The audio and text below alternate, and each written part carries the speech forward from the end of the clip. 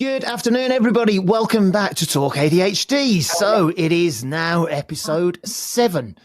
And given we're only 7 episodes in, we're actually revisiting a topic that we've already covered to a degree in the podcast. We're back to the topic of relationships. And the reason for that is because that's what people have asked for. Now, the difference this episode is we are really digging into the romantic relationships, shall we say, the not parent-child particularly, but the grown-up marriages, boyfriend-girlfriend kind of things, which is why we have 2 guests with us today.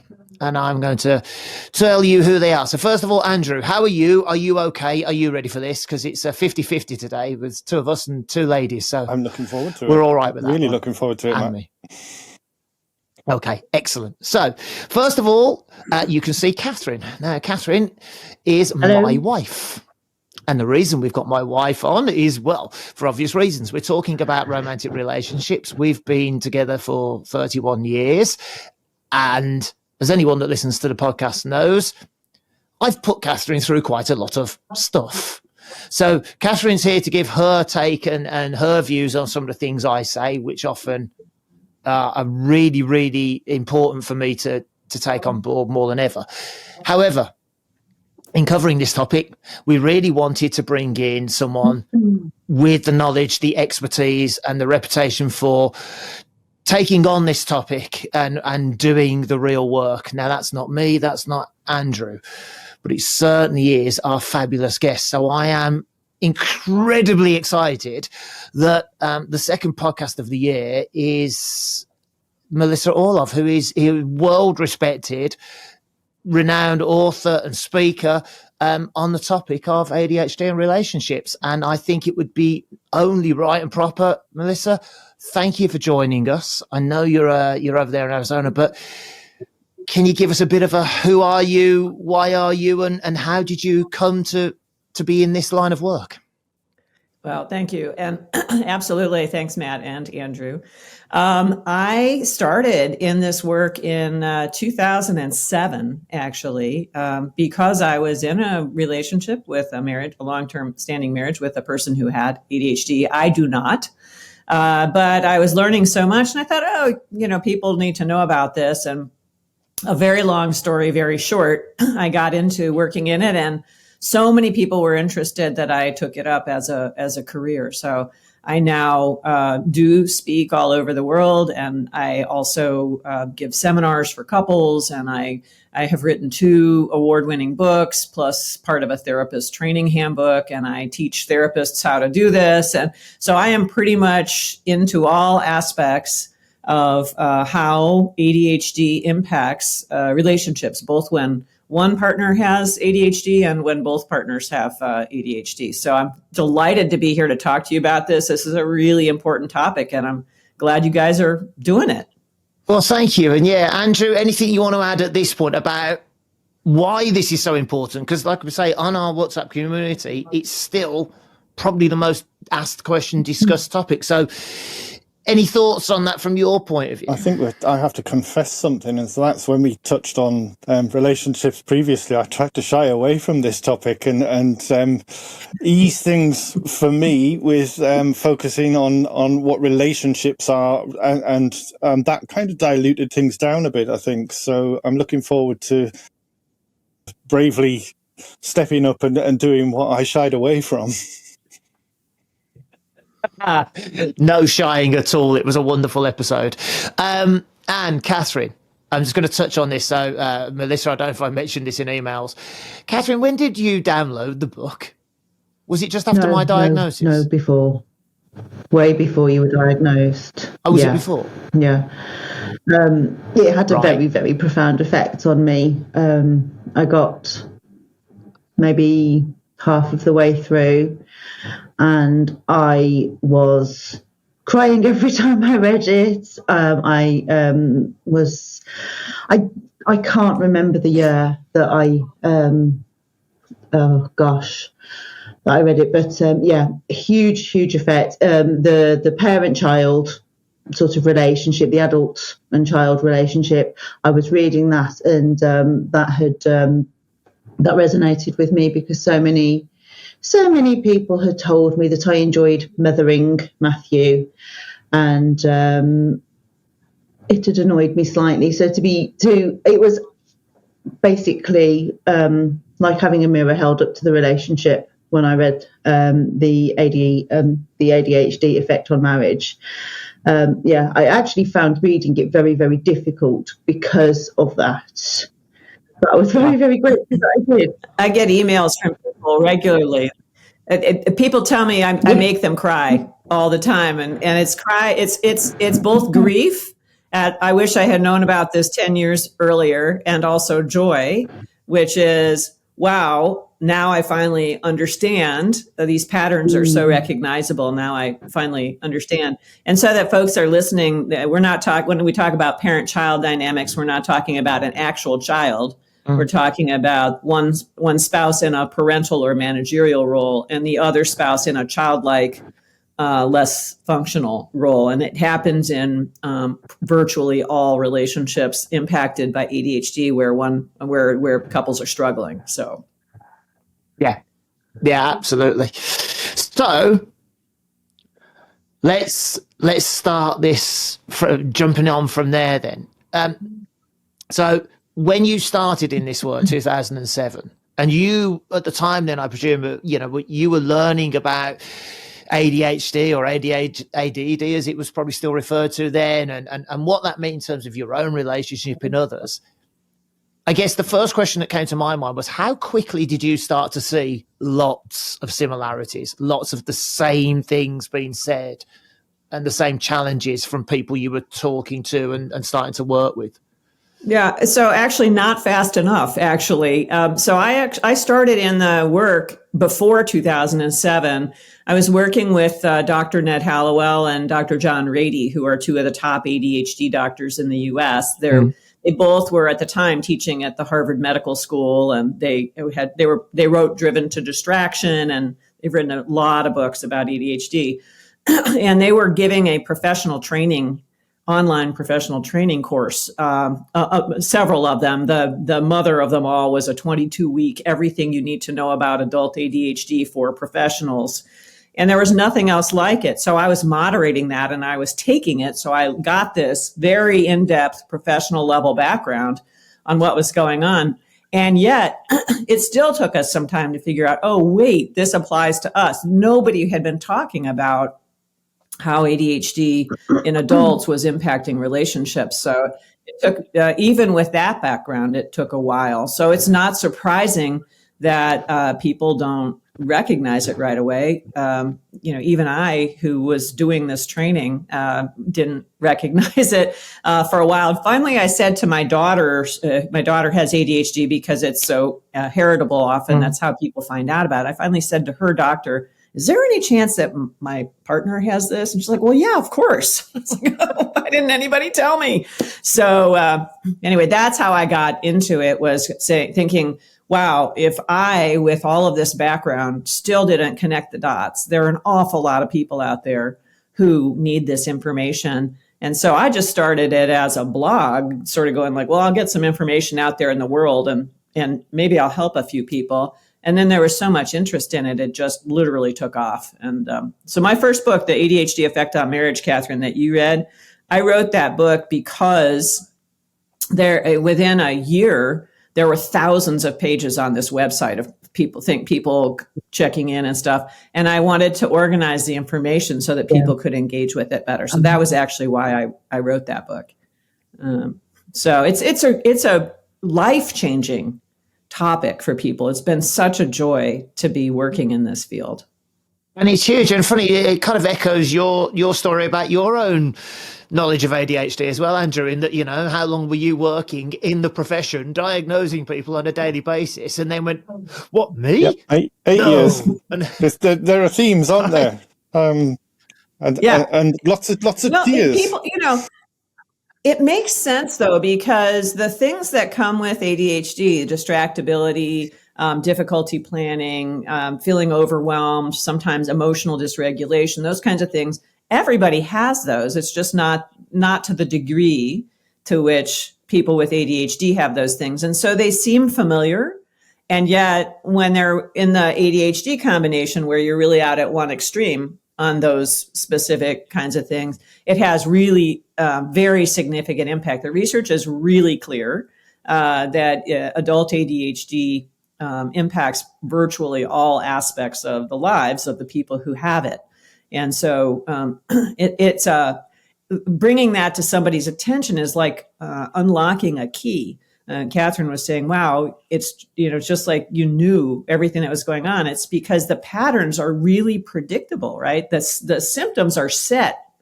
Like if you have ADHD, you have very specific symptoms. And so if you have ADHD in your relationship, you have both the very specific symptoms and also the normal human responses to those symptoms. And that's what creates these patterns. So they're really predictable. People ask me all the time, were you sitting in our living room? How do you know all this stuff? It's because the symptoms are defined and the responses are human nature type responses. So and so once you find this and you go, oh, wait, okay, I'm also in that boat, then you can use the strategies to interfere with the responses in a more, if you want to call it learned or nuanced or appropriate way.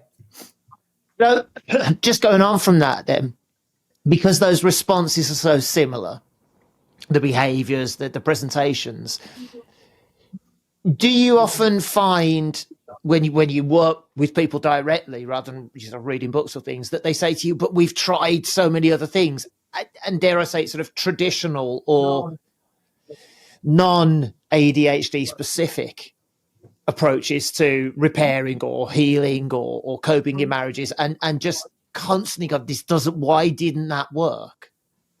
Well, I mean, the short answer for why it didn't work is that when you have ADHD, your brain works very differently from when you don't. So neurotypical strategies are not often useful. A neurotypical strategy is also often around the idea of just try harder. And it isn't about just trying harder when you have ADHD. You can do that for 2 or 3 weeks, but what you have to do actually is create these, what I think of as external structures, to be able to organize your life in a way that brings things into the moment at the right time, that provides good reminder systems, that works with how your brain works. And it's not about trying harder. It's about trying differently in ways that work for people who have ADHD. And so if you're with a professional who doesn't understand ADHD or doesn't know that you have it, they'll give you the try harder strategies that work for everybody else. But they don't give you the try differently strategies. So it's really important if you have ADHD to be with somebody who understands ADHD so that they can talk to you about how to structure your life in a way. And also for your partner, your partner needs to know, hey, wait, that particular behavior does not mean that my partner doesn't care about me or whatever. That behavior is a symptom of ADHD, and we need to treat it like that rather than taking it personally. So actually, you just using that sentence about the partners understanding that, you mentioned something just before we recorded about the most common thing that was said to you about why is my partner, yeah. Well, it's no longer the most common thing that was said to me. I was saying that when I first started my website, one of the most common search terms that was people used that they ended up at my site on was, why does my partner hate me? Which when I saw it, I was like, oh, that's so horrible. But on the other hand, it gives you an idea of how important these interactions are and some of the outcome of them. Sorry, it can say it again, Catherine? Like that. Very much. Yeah. Well, so what was your experience with it, Catherine? I felt very alone a lot of the time. Very alone. Sidelined. I remember reading in your book, and I think the first thing that really kind of grabbed me was when you're the new thing. So early on in the relationship, obviously, I was the new thing, very, very exciting, and spent all the time together, and it was fantastic. And then all of a sudden, you're not the shiny new thing, and that's a really, really difficult thing to come to terms with. And that was my experience. yeah, sort of, if we were out and about in friendships, Matthew, Life and the Soul, I was on the side.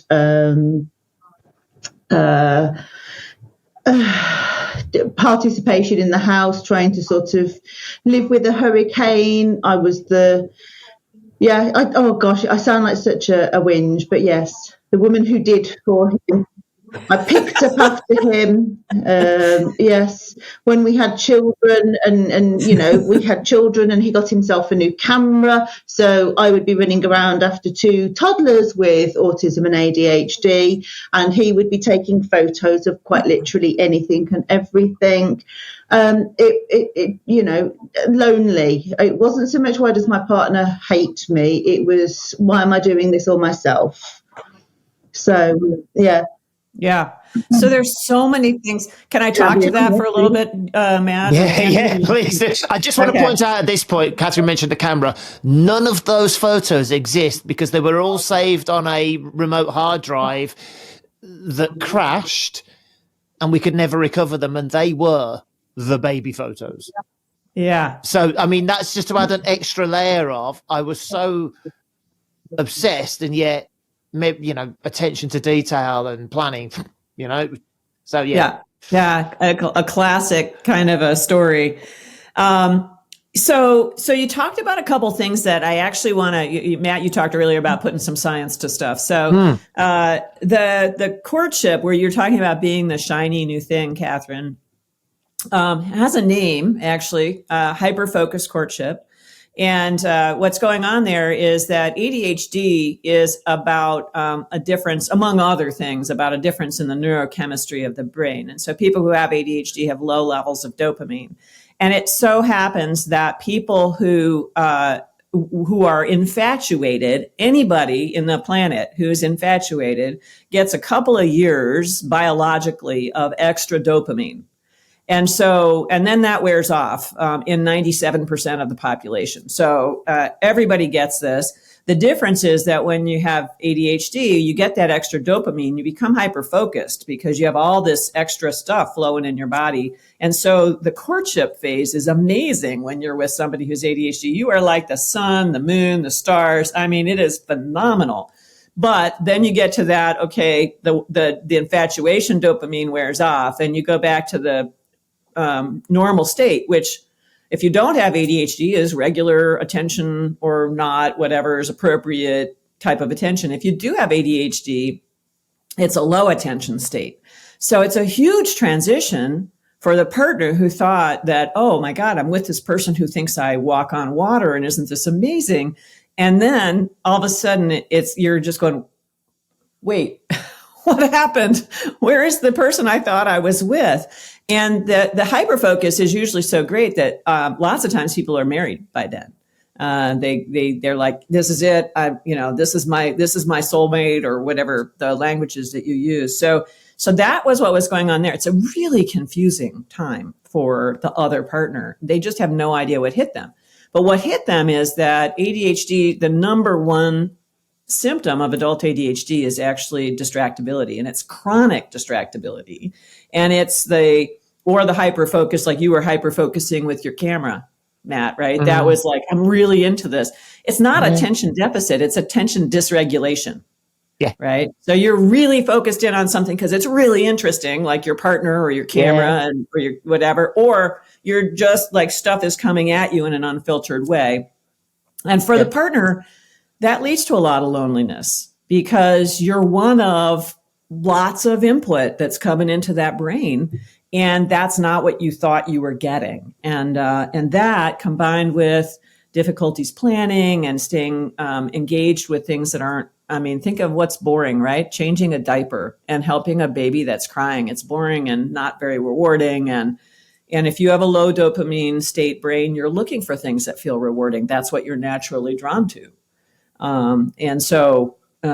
So you're describing some of those things I was talking about, which were the classic, you have the symptoms of ADHD and you have the symptoms exist and then the human responses to those symptoms. If your partner is chronically distracted and you are sort of in there with the dog and the shrubbery and the babies and behind the camera, like lower than the camera, it feels really lonely. And that's just a human response to that. That's a very, very typical description of the beginning, like the first few years of a adult relationship where one or more people has ADHD. It's really interesting here because one of the questions we've been saying is somebody asking, how do you make someone fully comprehend what the lived ADHD experience is like? Because my wife says she gets it, but I don't think she fully understands it. And now hearing what you two have both just said, I wonder whether there's an extra component to that, which is, for me, and I don't know, Melissa or Andrew, whether you've seen this in clinic, and I've often found I can be incredibly defensive if I feel I've got to justify my why. Right? I get, and Catherine will, this, I will get defensive. But when I get defensive, my capacity to explain things properly is, it's non-existent. I am just in don't pick on me mode. So at that point, I'm never going to be able to explain why, as much as I understand it, in any way that will help, because actually it's not about Catherine at that point. It's about don't pick on me.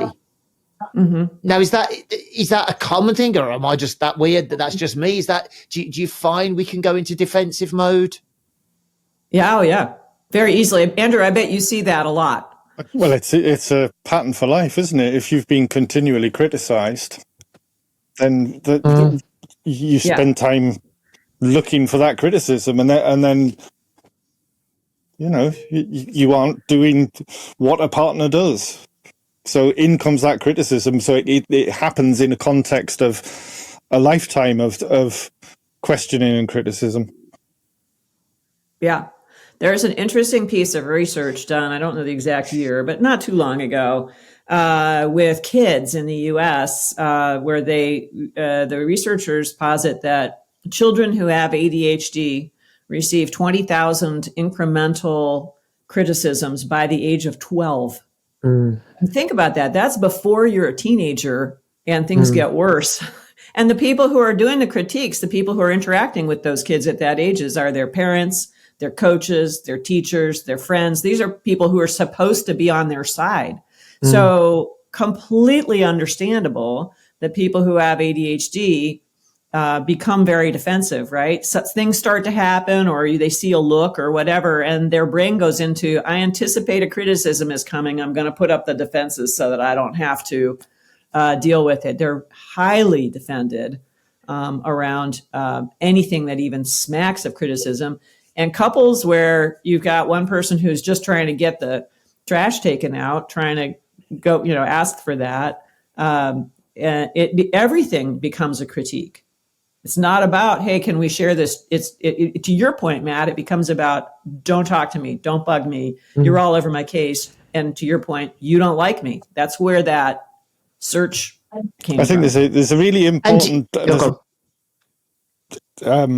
point there that could have got lost in what you just said, Melissa, and that was that it can just be a look. It doesn't have to be something actually said. It can be a look. Yeah, it's an anticipation of disappointment because other people, your life has been filled with that. Yeah. It's very harmful and very difficult when you talk about trying to understand what it's like to be a person who has ADHD. That childhood and the thing that you take forward from that, a lot of people take forward deep wells of shame that they weren't, because many people, at least our ages, didn't know they had ADHD. There was no explanation for it other than, well, I must not be as good as the other people, or I must be stupid, or I must be lazy, or I must, they start to drink the Kool-Aid essentially. And so they take forward sort of these esteem issues and deep wells of shame and these easy triggers when they think that it's possible that they're being critiqued. It's really, really difficult to bring yourself, if you have ADHD and you're an adult and you haven't really worked on this stuff, to bring yourself in an open way to these conversations that you're trying to be in, which makes it harder in your relationship because that's part of what the And expectations are. pre-knowing about ADHD, Do you think sorry, it just made me think, pre-knowing about ADHD No, go on, with Catherine. you, I can remember in talking about the critique and everything, the frustration, the constant frustration. Why can't he just do this? Pre-children, it was Right. it was very I can just remember the frustration frequently, the anger, the frustration, the what is he doing this on purpose? You know, can he not get this together? Even to the point, actually, when we knew about ADHD, because we knew the children, I think I was infinitely infinitely more patient, if you will, and understanding of the boys' struggles with autism than I could be with Matthew, because I think I was always kind of like, gosh, you're an adult, you know, just get it together and do. Well, and there you're right, because there's these your assumption of your role as a mom is that you're nurturing and helping these kids mature and helping them through their struggles or stuff, but you do not expect to help Matt through his struggles. And furthermore, Matt has been conditioned to be defensive and probably sometimes defiant because you're trying to direct him. And so your expectations for him as a partner, and then you have kids and there's a lot of sort of stuff you have to do with kids. It's not that much fun. It does not fit into how ADHD mind works particularly well. It isn't structured. It's not fun. And it's kind of like there's wonderful to have kids, but there's a burden to having young kids also. And so that makes the life more overwhelming for the person who has ADHD as well. And so it's a confluence, and lack of sleep makes ADHD worse. And you have a newborn and you had definitely both got lack of sleep. And I mean, it's all this, it all comes together to be a really hard time for couples. Yeah. The question has just come to my mind here, and whether Andrew or Melissa have seen this. How often have you had people approach you and I suppose think that the issue is one thing, and when you peel back the layers, you get to the underlying, okay, this is a lack of understanding, this is the ADHD at play, and what I'm particularly thinking is, how many times do people come in thinking, I don't know, this person's drinking too much, smoking too much, going down the route even of addictions. And actually, at the heart of that, underneath that, is that person's just not coped for X amount of time. And this is the net result of it. Does that make sense? Andrew, you want to answer that?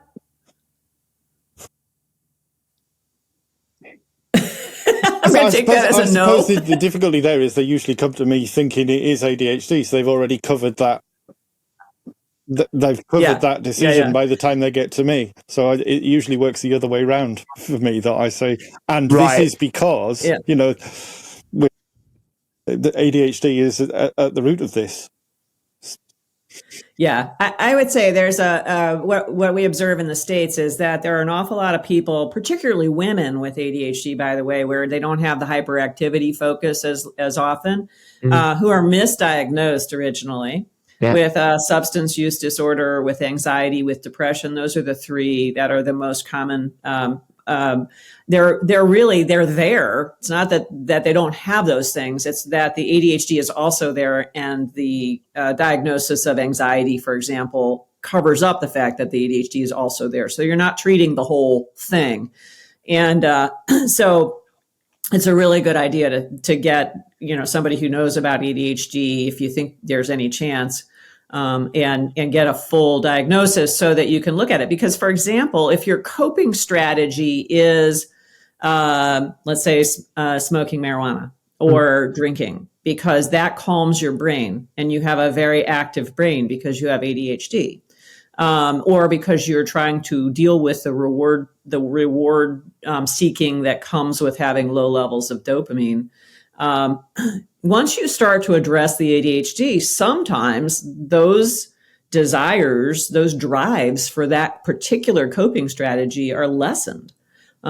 Whereas if you're just dealing with the anxiety, you're not dealing with that underlying reward-seeking behavior. So it's important to know about all of them. And very commonly, it's that people are ADHD is not seen.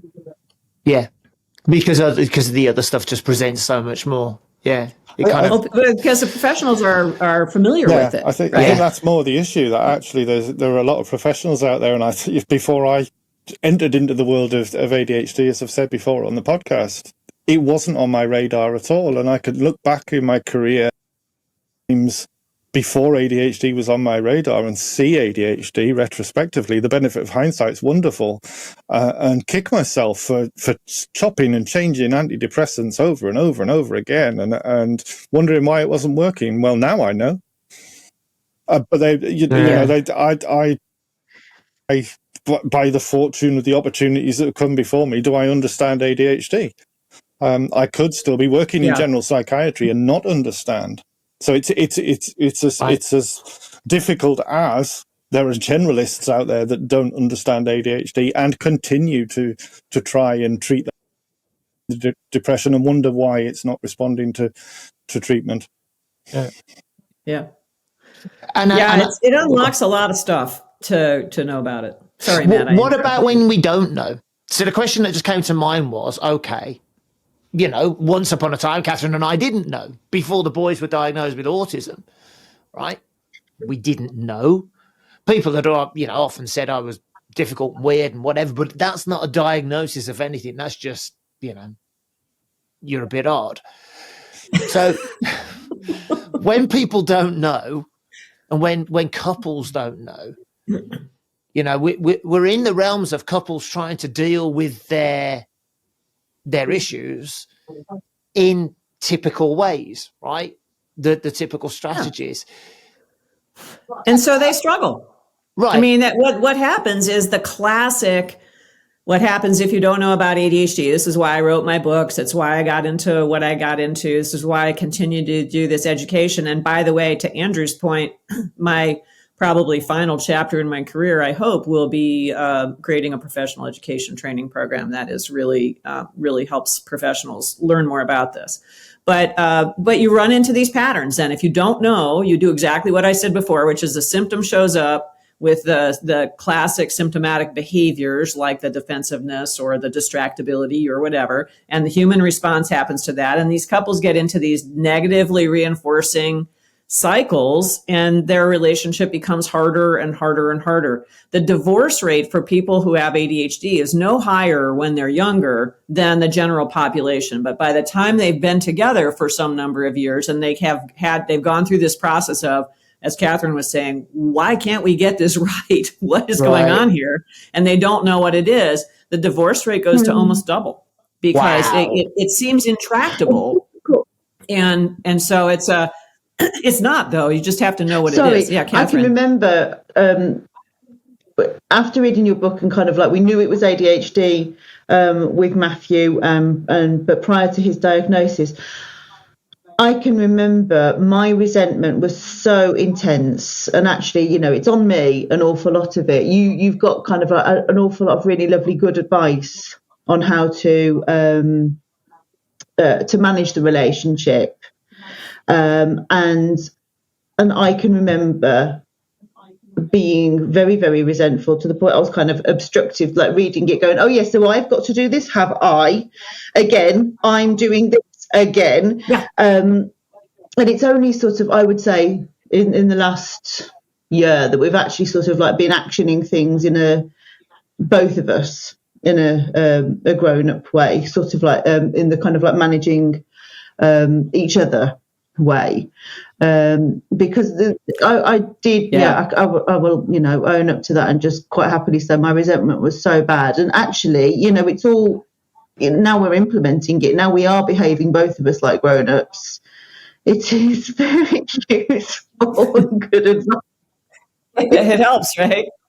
But, so it's interesting because that response, the resentment response and the why do I have to be the one who's changing when there's so many things that are obviously going on in my other part, in my partner's world, is again one of these human responses. And the answer is actually, if only one of you does the work, there's no way you will thrive, because you have to both do the work. And typically what happens is the non-ADHD partner says, well, if you would just fix the ADHD, everything would be fine, right? Even after they find out about the ADHD.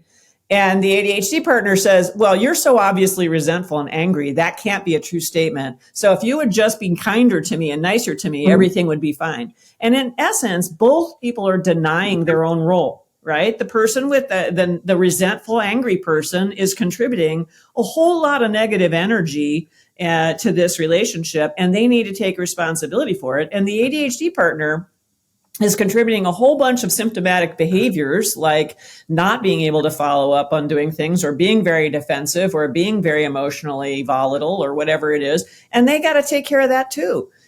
One person cannot fix a two-person relationship. But that's the power of thinking about it as a systems issue for couples, rather than as an individual person's, fix the ADHD and everything will be fine.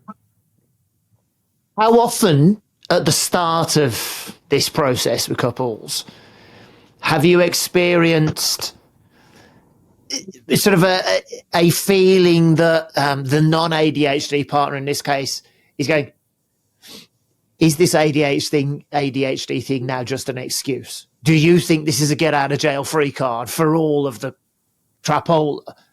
I mean, because I know as the person with, there have been times where I've gone,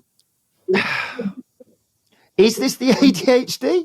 Is it? Now I know there's other with me, but I wonder in terms of that resentment piece, how long it takes couples to come to the conclusion that actually, like you say, this is a systems thing. We have to change all our systems if we're going to make progress. I mean, the way to change the systems is to take responsibility for your own stuff. So I'm empathetic to the non-ADHD partners who say, I've heard your apologies for X 100 million times before, so it's sounding like an excuse to me at this point. I'm also empathetic to the ADHD partner saying, look, I've been trying to take care of this inability to plan, or my distractibility or whatever, for my entire life.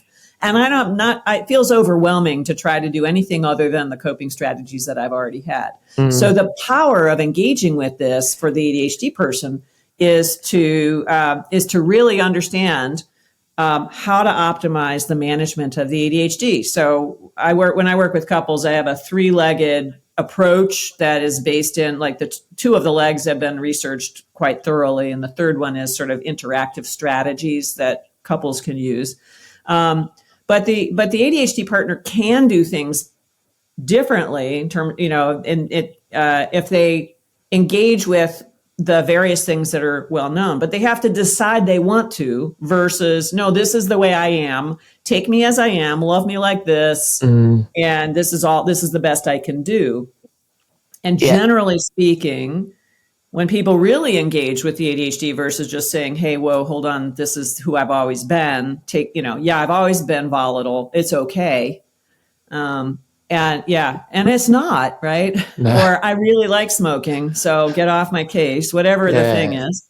By the way, my personal, I don't care whether people smoke, other than in a couple situation, marijuana tends to make you sort of in your own universe. And when you're in a relationship where distraction already makes your partner lonely, it can be a bad combination, right? If you're sort of off in your own universe and you're distracted and also off in your own universe, it leaves the other person sort of out in nowhere land. But anyway,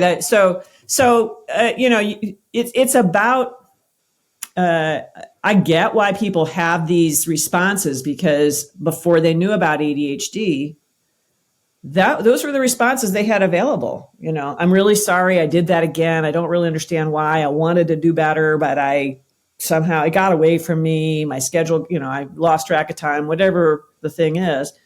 You can see why the other person is going, that just sounds like an excuse. Why can't you do better? Try harder. ADHD. That's where the knowing about the ADHD really makes a difference. Okay.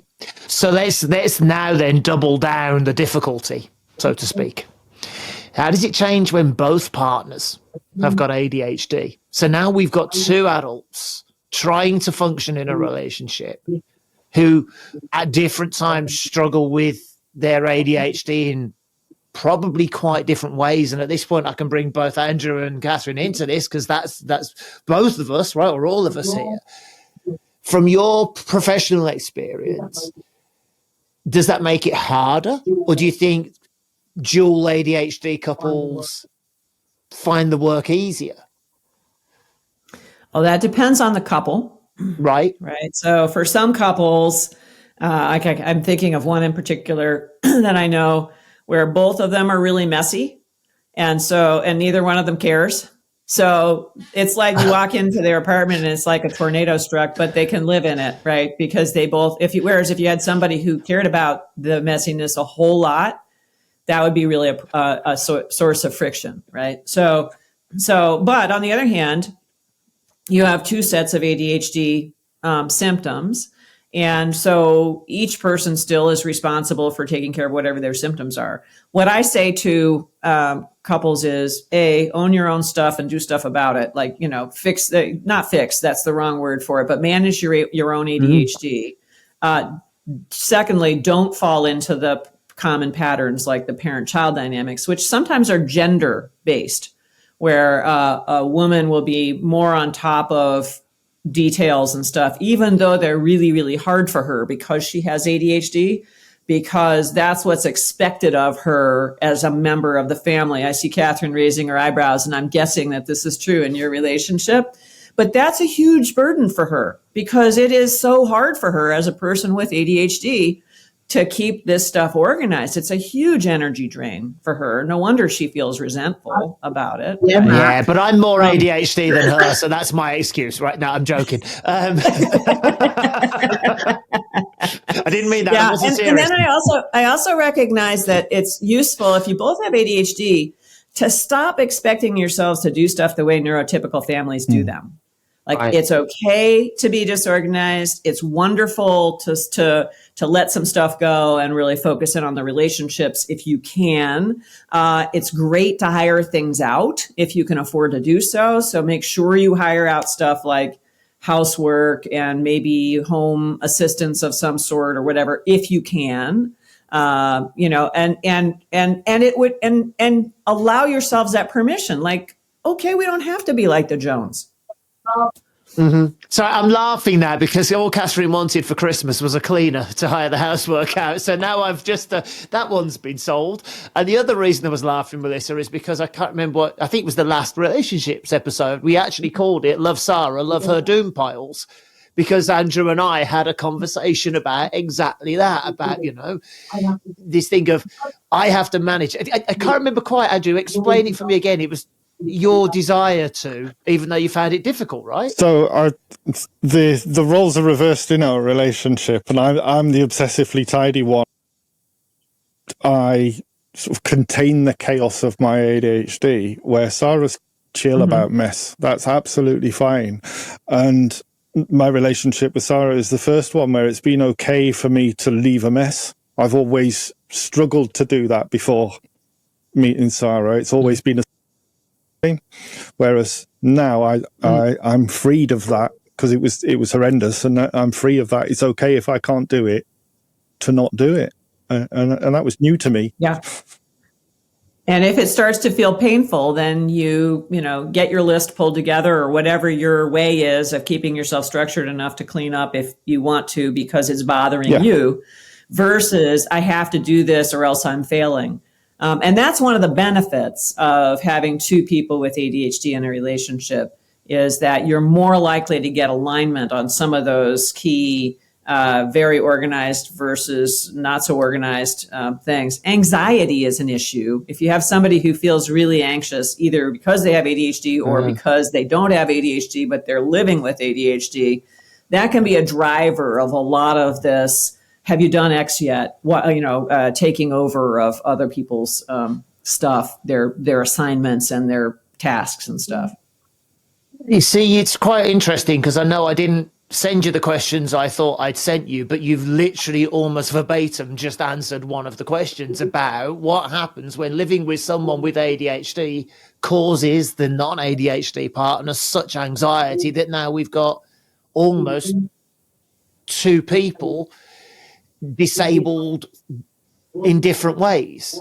What then? What do we work on first? So it is actually an interest, because I know I've caused Catherine anxiety despite her having ADHD, but it's an interesting question that what, in your professional opinion, what do you work on first? Is it, okay, understand the anxiety? Is it all to do with the ADHD and then, or is it, what can we do to understand and cope with the ADHD and see if that reduces the anxiety? Well, I mean, you would do both. I don't think you have to give in to the tyranny of or here, but so what you're describing actually is this classic, what I call parent-child dynamic, where you've got one person in this parenting managerial role because they feel anxious and because they have better executive function skills than the other partner, and so they're capable of taking on stuff, even if it's hard, like in Catherine's situation where she has ADHD herself. It's not easy to do that, but it sounds like her skills are still more available than yours or have been traditionally. And then you have somebody in the under-functioning role, the more childlike role, that is struggling to get their act together from the standpoint of contributing as an equal partner. And that is a classic interaction, whether or not there's one with ADHD and one without, or both with ADHD. And it's really destructive. And the way that you approach that particular issue is, you name it and you start to talk about it overtly. Like, you got one person who's doing too much stuff. That's not a positive, right? It's getting into it. You're getting into somebody else's business essentially. And you're building up, as Catherine was saying, resentment and hurt and pain and loneliness when you're on that side, and overwhelmed because you got too much stuff to do. Right. And then on the other side, you're building up resentment and pain because you feel like the person is always on your case. And and also feelings of, well, I am not doing what I'm supposed to be doing, and I'm ashamed of that, or I would like to be able to do better. Or as Andrew was saying, I feel like a failure because I'm not cleaning up as much as I should be, and my partner expects more, and all that stuff. So both sides are building up this really negative energy. The way to go about that, if, as I said, you name it and you identify it so you're aware of it, and you identify how negative that is in the relationship. And then you start working on improving the boundaries and on between both partners, and the executive function skill set in particular in the ADHD partner, so that they can actually do more. They can be more reliable. The issue is unreliability for people who have ADHD. Sometimes they do stuff, sometimes they don't. And the other partner is constantly on alert because they're not sure. Like, is it going to get done, or are the kids going to get left at daycare today? I don't have no idea. And what do we do if they, when somebody calls me at 6:00 and I'm half an hour away? So it's this multi-pronged but very effective approach of teaching people how to stay within their own boundaries, deal with the feelings, the anxieties, and the other feelings that come up when the other partner may or may not yet have the skill set. There's sort of a transition into this, and dealing with the ADHD partner on building up the skill set that allows for more reliable functioning, or as Catherine and you were both saying, acting more like an adult in the relationship. So you lift both people up, and each person has a role. Right. Now, a question that's kind of on the back of an experience I think Catherine and I have had this year is, you mentioned a while ago about sometimes an ADHD will say so frequently, I'm going to, I'm trying to, I will, all of these words that eventually words become kind of valueless. Yeah. It's that, you've said that before and it didn't happen. So do you think from this sort of rebuilding or repairing relationships point of view, there is almost a point where it's Okay, we have to witness the actions. We have to see the change in order to believe it. Yeah. I mean, so when somebody says I'm trying to, they're not lying. Right. It's true. They are trying to. Yeah. They just don't have the skill set in place yet to be successful regularly enough to be considered reliable. And so the trick there, the reason you're talking about action is that the trick there is that the ADHD partner, instead of feeling helpless and like, I can't do this, finds the professional who can help them, or the coping mechanisms, which are positive. Maybe they read them in a book or whatever, and practices them, and gets past not only the logistical stuff, like, do you have a good reminder in place? Do you have a way of calendaring and structuring your day? What are the things you're overcoming? But also getting past the emotional hurdles, like, wow, this really feels bad, so I'm going to procrastinate and not do it right now because I have a reward-focused brain and this feels bad. So that's what procrastination is about. Procrastination is about not wanting to engage with something because you anticipate it's not going to feel good, right? So overcoming those kinds of things so that you are more effective. And then action happens. So it's not like action comes out of nowhere magically. No. It's that the person with the ADHD says, okay, wait, I got to use these ADHD friendly approaches that work with my brain. I got to, figure out both the executive function skills and the emotional hurdles I'm overcoming. And you apply those and you get the actions. And that's the proof that you've done the work. Right. Yeah, that makes a lot of sense. For me, there's a two-step process here. There is having the intention, and then there is the outcome. And if the non-ADHD focuses on just the outcome, they lose the sight of the fact that there was an intention in the first place, and that. Well, over time, if you lose the intention because, I'm not seeing the outcome, but actually, it's great that you want to do that. What's got in the way of that happening? Yeah, exactly. I hear from ADHD partners regularly, well, I'll never be good enough for you, therefore why should I bother to try? Because trying is hard when you have ADHD, and if you don't have those skill sets. And I totally get that. On the other hand, if you have that defeatist attitude about it, the other side of that is, okay, if you don't try, nothing's going to change. So it's one of these trick boxes, where, exactly. So part of my work and others who work with couples is showing them a path that looks different, that allows them to hope again that, in fact, things can be different. And one of the places that I often start, I start with both partners. I don't start with the ADHD partner other than understanding how they're currently managing their ADHD. I start with both, and typically around the parent-child dynamics, because that's so injurious to the entire relationship. Among other things, it erodes trust, right? One of the great foundational parts of a relationship. Yeah, makes sense.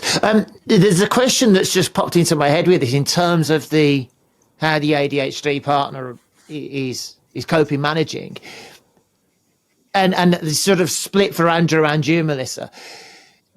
Where do you think it gets difficult or more complicated or not in terms of if we've got ADHDers who are or who are not medicated? And what I'm specifically thinking of is I have several clients I mentor who are medicated, right? But their medication does what it does. It gets them through from sort of first thing in the morning to mid-afternoon-ish, and then they crash. And constantly, all of the relationship friction happens when the meds have worn off. And it gets worse and it gets worse. But you're supposed to be getting better now, not worse. But I'm better.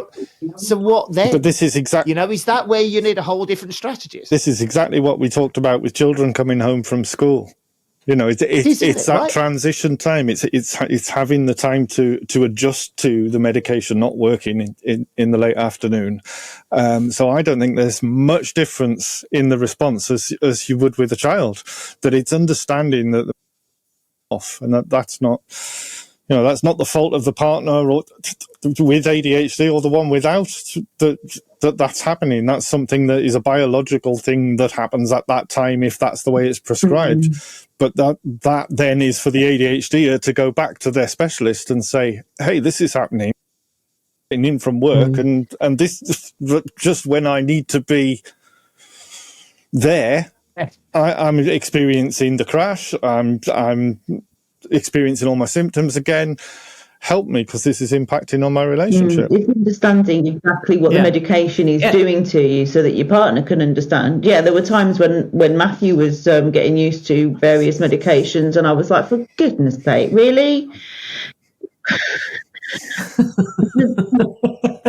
Well, at least you were saying that instead of something worse. I mean, typically what I would say to people, is, well, maybe she wasn't saying it that way. I don't know. But you can do, if you're on stimulant medications, typically you can do a short acting medication later in the day to take you later. You don't want to interfere with sleep, but you can usually get into the early evening at least and get through the very busy dinner hour coming home and that transition.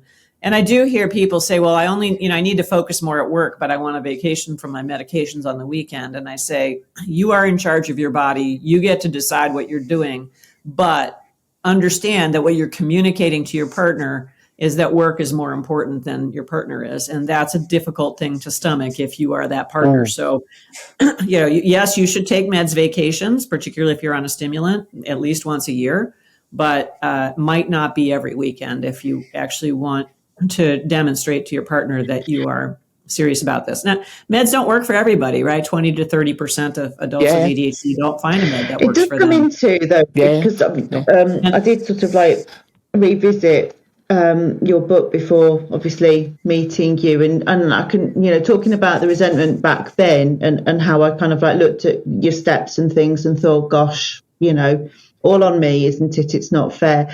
And then when I'd looked at them sort of like with the fresh eyes that I've got, you've got step 3, getting treatment for you both. Now that is something that both Matt and I have only started really doing this year, getting treatment, and it's amazing just how much of the advice in the ADHD effect anyway kind of falls into place when we both have that help and that ability to communicate and to put that resentment sort of to bed. That has been, like, I would say, Matt, would you agree, like the foundation on us being able to communicate, and my boundaries, that kind of thing. I've done it again, haven't I, Matt? I'm so sorry. Finish my sentence for me. Where am I going with it? What? Okay, so what I hear in that, and we've discussed this a lot, is particularly around the boundaries. And I think this comes back to the conversation that I never, up until last year, I was never very good at respecting Catherine's boundaries or even recognising that she had any. Right. So now Catherine is more able, and I think I'm more able to hear them and respect them. So that's the boundary. Don't. Oh, sorry. I think that's where you go, but I just saw you do that. So this is the age, the HRT, the everything. Unfortunately, my question was kind of like with counselling and support.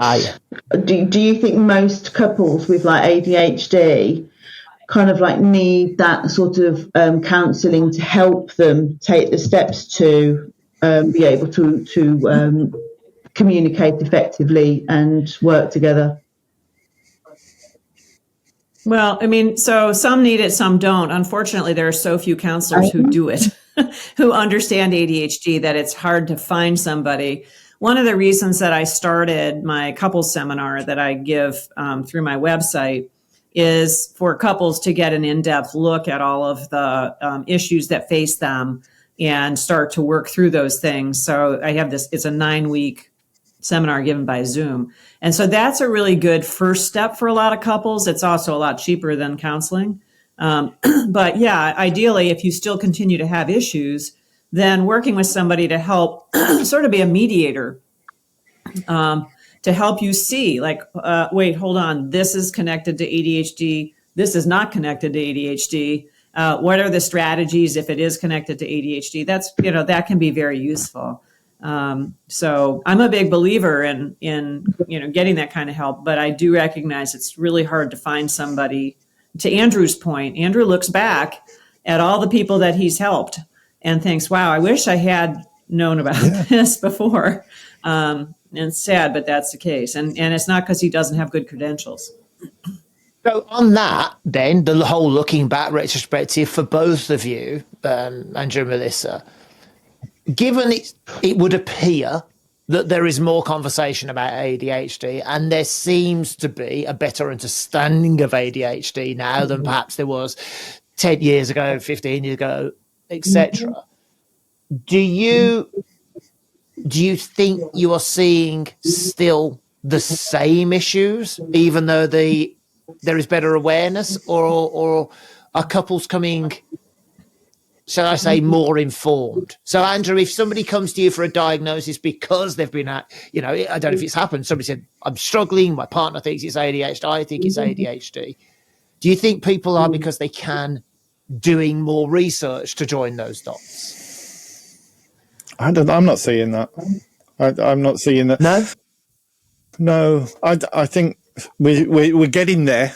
It's a lot more prevalent, ADHD, than people that are diagnosed in the UK with ADHD. So inevitably, when I got started working in adult ADHD, it was brand new. There were very, very few services. We were getting the most obvious cases of ADHD, and I think we're pretty much through that now. I think probably the TikTok boom during the COVID pandemic sort of unlocked another layer of awareness, and there are more layers about people who aren't in relationships who are experiencing symptoms of ADHD that aren't even aware that they're symptoms of ADHD yet. Yeah, I think there's a lot more people out there that would fit in that bracket that we're not reaching yet. Right. Yeah.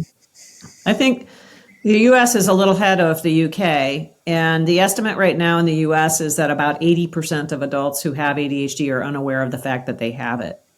And millions of people have it. So it's a huge percentage. And then there are another guesstimate, 15 to 20% who are subclinical. They don't have all of the symptoms, but they have some of them, and they would benefit from, they wouldn't be able to use medication, but they would benefit from some of the executive function strategies and the interactive strategies that couples can use, like verbal cues and task meetings and things like that. So there are an awful lot of people who are still just learning about it. Wow. It's one of the reasons why doing a podcast is great, because you have the ability to reach a lot of people who haven't been thinking about it before. Yeah, well, I mean, absolutely. And that was the point of this podcast, has always been not just talking about I have ADHD, it's my ADHD, but conversations like this, which are,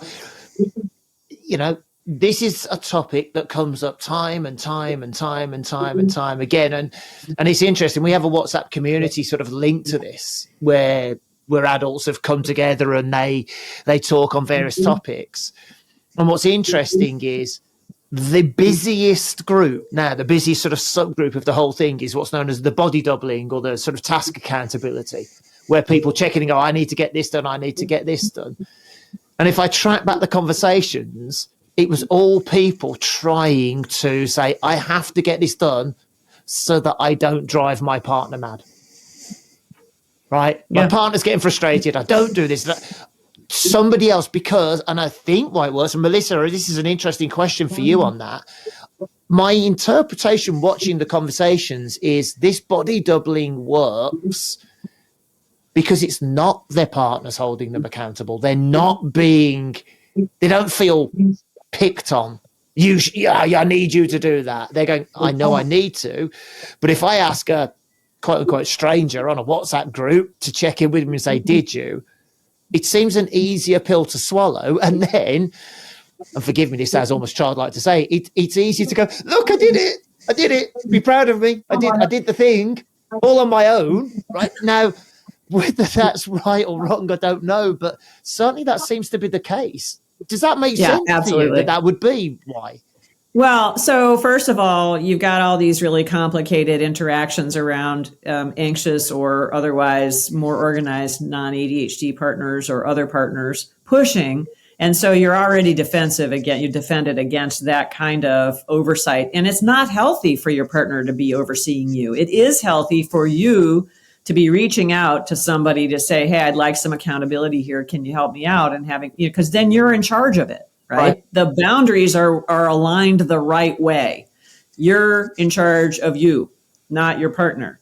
And the fact that you've reached out to somebody, you're still in charge of you. That person isn't doing it for you. They're not taking charge of your deadlines.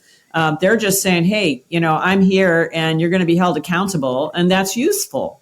So that really works very well versus a partner being accountable for your stuff. There's that path that Catherine was talking about to resentment, and they shouldn't be in charge of you. That's not the way partnerships work.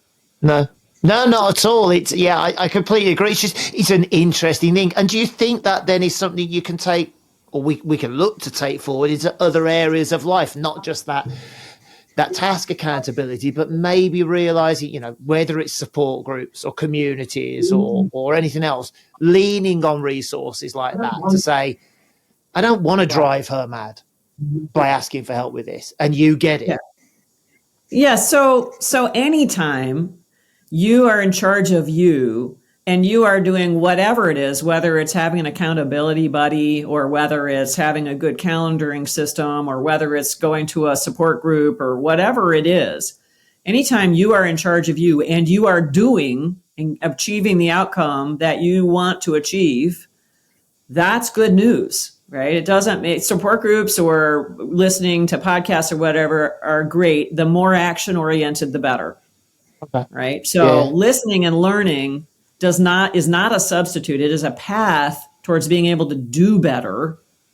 But the ultimate goal is to do as you choose to do, to be the person that you want to be in terms of following through and being a partner. And importantly, we haven't talked about this at all really yet, but connecting emotionally with your partner. When Catherine was talking about being lonely, what she's not talking about whether tasks are getting done.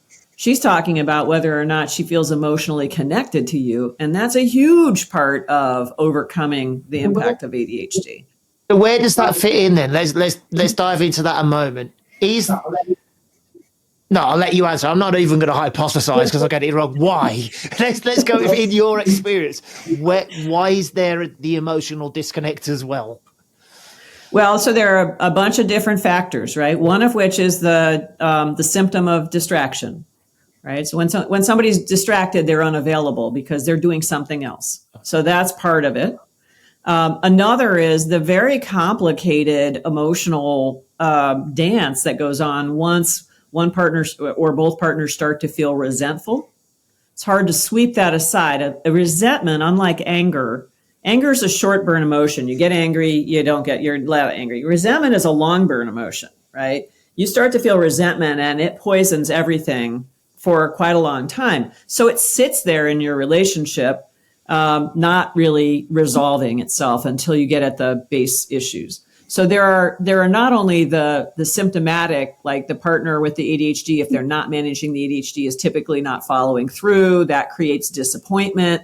You've got a lot of negative emotions going on, as well as some of the reliability and trust issues. And so pretty soon you're having trouble dealing with things that are going on. Something's going on in the household. It's all right. The dog's trying to get out. Carry on. That's okay. So it becomes very complicated to have a vulnerable, intimate relationship. And so you become disconnected, sort of like roommates, if you're lucky, or like people who are really fighting if you're unlucky, right? Or if you are further into this. And so that it's not only disconnection, it's connection of the wrong sorts. You're connected around anger or resentment. That's a kind of connection, but it's not a positive connection. Do you know, I can't tell you the amount of times Catherine and I said, been together this long, it's like we've just become roommates. Mm-hmm. I mean, too many times to count, and that's scary hearing you recount that, because that's exactly how it became. So I understand that. I understand that process leading to emotional disconnect. I guess the next question is, that to me, thinking about it now, feels really big and a really long road to, what's the word, rekindle or recover. Because it's become the norm for so many people, right? Or it can become the norm. So how do you rekindle so it's interesting. that? Well, so one of the reasons that, and I promise I'm getting to answer your question here, but one of the reasons why some of the traditional marital therapies don't work for couples with ADHD is because the approach in that therapy is to try to connect the couple and then have the couple work together on what your issues are. And with ADHD, actually what you have to do is you have to work on the issues first. So you get some of this stuff out of the way, some of the symptomatic interactions out of the way, so that the couple can get connected, right? So it's inversion from some of the typical marital strategies that a professional would use with you. So the way to get past the we're just roommates, or we're still having these negative emotions, or we're not really partners stuff, is to address, as we've been talking about, both sides of the equation. Each partner takes on their own stuff that they're contributing to their relationship, which is often pretty different, but still equally damaging. And then find things that that bring interest and excitement and romance. I mean, first of all, many couples, when you take away some of these sort of ongoing negatives, will sort of naturally start to be more affectionate towards each other, or at least have more positive feelings, like, wow, at least we're not at each other's throats anymore, kind of thing. But then there are ways to do stuff that connects you. There's a guy at I don't know if he's still there. He used to be at Stony Brook University, called Arthur Aaron, who's done a lot of research into connection, romantic and intimate connection for people. And he talks about some of what his research suggests, which is doing new and interesting things together as a way to connect. And that fits right in with, talk about an ADHD friendly strategy, right? It fits right in with that. So one of the strategies, it's a very simple one, but if you have, let's say, a more organized, less organized partner thing, take a Saturday afternoon for 3 hours, schedule every Saturday afternoon for that 3 hours, so it's on your schedule, so you don't have something else that's distracting you. Then go someplace to do something spontaneous in the 3 hours, right? So you might pull up what's going on in Boston today, and it might be a farmer's market or a bike race or a new museum show or something. And so you have the time set, so you know for sure you're going to get it, and then you do something new and interesting and different, and you start to you're on equal footing. You can have fun together. You can remember why you like each other. Start to rebuild some of those bridges.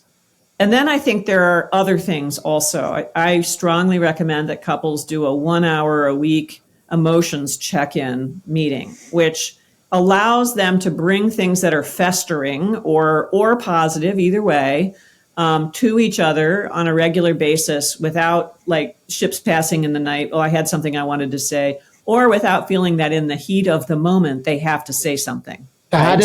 So how does that work? Can you briefly give an idea? What is that? Because I suppose what's in my head is that could so easily descend into an argument, right? It could, but so there are rules, right? So there are rules for this meeting. Okay. The meeting is specifically to be heard. It's not to argue about something. It's so that each of you can hear each other. So you can have actually a structured conversation if you want to, which is just about listening to each other. I teach one of those, but or you can have more free form if you want. But you go into it with a sort of okay, we're going to be kind to each other. We're going to try to hear each other. It might be hard. We're going to try to remain open. If we start to feel defensive or whatever, we're going to raise our hands and say, hey, I'm starting to feel defensive here. Let's calm back down. Maybe there's a verbal cue for that, something. But there's a structure to it, which is why it's important. Because otherwise, talking about your emotions could be a free-for-all. And it's typically only done when you're arguing, which is the worst possible time to actually deal with this stuff, right? Yeah. So I think couples who want to reconnect emotionally, that's an important part. I think also another element to it is to have a daily appreciation ritual of some sort. And whether that's at night before you go to bed or even getting into bed at the same time, which a lot of couples where you have one person with ADHD and one without don't do, but you have a daily appreciation ritual so that you are both oriented towards, even if you had a bad day, there are still positive things going on in your lives and with each other and that you like about each other. And you can, and it's good to hear those things because it's easy to talk about the stuff that disappoints you, and we forget to talk about the stuff that we appreciate and love. Yeah. And so so there are all these things that you take these strategies and you get several of them in place. I mean, another great one is taking walks in the woods together. Yeah. It's mind clearing. You're not looking at each other. It's easier to talk about difficult things when you're walking, partially physiologically because of how it impacts your brain, but also because it's less intense and a little safer, and you're not home where all the distractions are and, whatever it is. So there are all these strategies, and you can layer them in as is appropriate to the couple. And get people going with it, and you will get reconnected, assuming that you wish to, and that you're able to create a space in your brain that allows you to interact in this way. Yeah, makes sense. Out of interest, are you a fan of having multiple different techniques, approaches that you can dip into? Because I think something that we've discussed on the podcast, at least I think before, and I discuss it all the time with mentoring clients, is for me as an ADHD, if I want to achieve X, when I have one strategy, because of the inattention, because of the fast rate to boredom, at some point, my brain will get bored with doing that. And I'll just wake up and it won't work. So whenever I'm trying to achieve something now, I go, right, I need three strategies that will essentially achieve the same goal or at least close, so that when one day I wake up and that doesn't work, I go, right, okay, let's try that instead. Does that make sense? Because I see it so commonly. This is the we're going to do this. And then the ADHD brain just sort of wants to trip it up and go, oh, I've done that now. Bored. We've done that for a week. So do you see what I mean? No, you need more than one strategy. I think also you need to be creative and be willing to be creative, right? Like when I work with couples, I give them homework. I don't have a rote set of homework things that I toss out. We'll be having a conversation. I'll be going like, yeah, you could work on that. Okay. And I'll make it up on the spot and say, well, why don't you try this week? This week, what do you think about that? And either they like it or they don't. But it is you have to be really creative with this stuff, because even 3 strategies over the course of a year might well get boring. Oh yeah, right. Yeah. And so let's try this with an open mind. There you go. That was why we disappeared. I just want to apologize. I figured as much. You need, but the important thing is when I talk. So by the way, people who are interested in finding out more about how to manage ADHD, I have a free treatment ebook on my homepage that they can download that talks about these 3 legs of treatment and what some of the different treatments are, as well as how to get evaluated and stuff like that. So that's a resource for people. We will put links to all of the products and seminars and things on the show notes wherever they go, and we'll share them on the WhatsApp community as well. So yeah, I mean, please read. So to your question, it's about accepting that ADHD is there, accepting that things are going to be done differently, accepting that this is going to be an ongoing creative process of experimentation. And if you're not failing some of the time in these experiments, you're not actually probably pushing yourself enough. You want to fail. It's a good thing to fail because you learn from it. If you take failure as an indication that you're no good, right, to what Andrew was talking about before, about how hard it was for him to fail at cleaning up, then that's paralyzing. But if he says, wow, okay, this type of cleaning up doesn't work for me, but what about if I do bins? What about if I leave a note on my mirror that says, have you cleaned up the family room yet? So that when I've forgotten to do it and I get up to the bathroom at night to brush my teeth, and I can look at that note and go, oops, okay, go downstairs, throw everything in the bin, and then come back up. It's a reminder in the right moment.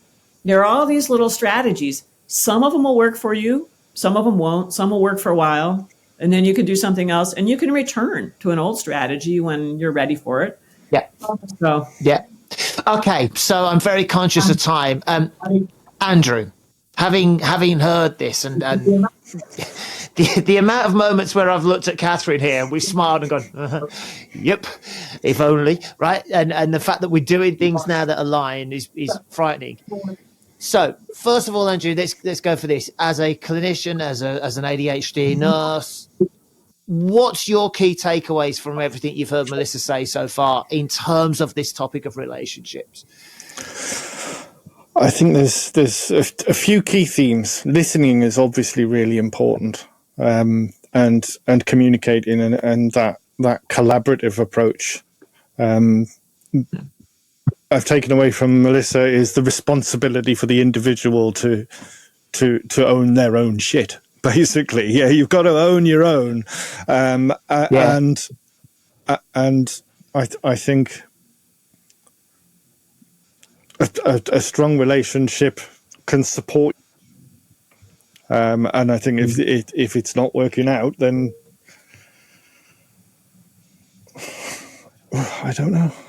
I don't know what I don't have those words of wisdom today, Matt. I don't. But it's that's all right. It's that communication. For me, it's the communication, and it always is in relationships. That's where it's gone wrong, where I've not communicated, or where I've not heard someone else trying to communicate with me. Yeah, I'll go with that. Right, thank you for that, Catherine. What about you? Having sort of initially not been able to read the book and now been in the company of Melissa for an hour and a half, what do you take from it? I had forgotten the romantic connection part, to be quite honest. I think I'd focused an awful lot on the talking, the rebuilding, the resentment, the how it was, and that kind of thing, that I had forgotten that. You've even got it as your step 6 in the books: reigniting romance and having some fun. And I had forgotten that part, and actually I can see how that is coming now since me and Matt have started, had sort of counselling together, and everything falls into place, doesn't it? Once you kind of like start understanding each other and talking and communicating effectively, and have empathy for each other and understanding of each other, you can then start actually rebuilding the connection and the romance. And you can't undo the hurt that has happened previously, so that becomes part of your history. So it's never like when you were dating and you didn't have that hurt in your history. On the other hand, one of the ways we were talking about building romantic connection, being compassionate towards both yourself and your partner. One of the things that's important to understand is, because of the symptoms are there, the human responses to those symptoms are there. You both did the best you could do given the knowledge that you had, and really internalizing that as a message is important, because that allows you to say, there was this part of our relationship before we knew about the ADHD as an impact, and then there's what we do with it after. And if what you're doing with it after is focused on not only, as Andrew said, taking care of your own shit, but also learning how to love your partner again, then you're on the right path. If you stay in, these things in the past where we were trying our best, but we were not doing all that well, if you stay in that part of your relationship, it's going to be harder to recover. Not impossible, but harder, because you can't change those decisions that you made. And you made the decisions that everybody else made, right? People read my book and they go, wow, that's my life exactly. It's because these are the patterns. They're predictable. It's not something that you uniquely did. So that's an important part of it is learning to be forgiving and compassionate towards yourself and also towards your partner and really want to. And Andrew, I want to say one thing to what you had said before about communication. Transparency and communication is critically important to repairing these relationships. It's very easy for couples to fall into hiding things because they're embarrassed or hiding things because they don't, they're feeling resentful or whatever it is. Being able to have the safe spaces like the weekly emotional conversation that I was talking about so that you can be transparent and be yourself, right? The ideal is you can be who you are. You can understand who you are. You're going to have warts because we all do. And having empathy for whatever the struggles are that each of you have, that's the basis of that really strong relationship and rebuilding trust. Yeah, I'll take that. Okay. Melissa, I have one final question. And this could be one of those questions. So if Andrew laughs, I know why. Yeah. Having said everything you said, you've shared so much incredible information. The thing that just hit home for me was what you were saying about when people read your book and say, that's my life. So I hear frequently from what you say that there's so many times where we feel no one else can understand this. No one else can be going through this. Our relationship has to be totally unique in all its issues. Evidently, that's not quite the case. So to put you on the spot somewhat, what would you say if anyone listening to this is feeling like they're struggling, is feeling like their relationship is suffering because of ADHD?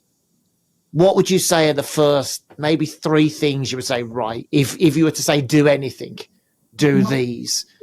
Not to be a magic wand, but to make a start towards understanding or reparation. Well, so the first thing I would say is to understand it's not because of ADHD, it's because of ADHD and responses to ADHD.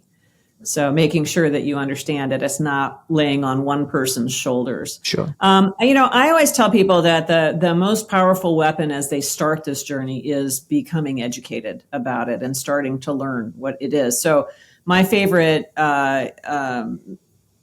strategies for doing that are my own materials, mostly because it resonates with people so much. So that would include my first book, The ADHD Effect on Marriage, which also comes in audiobook for people who don't like to read. There are lots of those folks out there. And my couples seminar. I think those are 2 of the best ways to really get in-depth information about this, see what these patterns are, realize that you are not alone. And then there are other resources as well. So typically I'll send people to my website, which is at ADHDmarriage.com, which you said you'll have in your We will notes. indeed, yeah. And so I think that's one. And the other is, I would say, give yourselves a chance. Don't assume that your partnership is doomed. Maybe it is, but don't assume that. Assume that this information could really be relationship changing. I hear that all the time from couples. And that there is a path out of it, but it is not a path that is a standard path that other couples not impacted by ADHD take. Okay. So I tried to help people understand that there is hope for their relationship, even if they feel completely hopeless or mired in it, that this information really could turn things around, or it might not. You don't know. It depends largely on how involved both partners want to be on taking care of their own shit, essentially. Yeah, I get that. That's, I think, a fantastic way to round this off. So, from my part of view, I am incredibly grateful for your time and for your knowledge. It's rare that both Andrew and I sit quietly and just listen and absorb. But there was a little more I could do. It's been astonishing to me, genuinely in the best way, to hear how many things you've said that I can look at Catherine in front of me and go, And I know there are going to be quite some interesting conversations tonight based on this, which is why I'm so grateful that you joined us as well. But to everyone else, I've said it so many times when we've recorded, but I think today it really bears saying. When Andrew and I decided to do this podcast, it wasn't the look how clever we are show. It wasn't the here's our opinion on ADHD show. It was the let's listen to what people are saying and try and give them the information that will help. Now, we have been asked since day one to talk about relationships. In the past 90 minutes, I have genuinely learned more about the interplay between ADHD and relationships than I think at any other time. And I sincerely hope that that's what you will have got from that when you watch and you listen to this podcast. And again, this podcast is free now. It will always be free. Melissa has incredibly kindly given up her time and her expertise for free. So please, in the show notes will be her website and her seminar links and her books. And I urge you, however you choose to take them, buy them, purchase them, download them, whatever you need to do, because if you have benefited and learned from this, my life, you will get so much more if you interact with her going forwards. And if that's what it takes to help your relationship, I can't think of a better person to point you towards. So please, please, please do that. But folks, I'm just going to say this. I think we just nailed an episode on relationships with no small amount of expert help, Melissa. So genuinely, thank you so much. And I hope we get to speak to you again. But for now, everybody, that was episode 7 of Talk ADHD. My life, it was a belter. We will see you next week for another episode. Thank you very, very much, and see you very soon.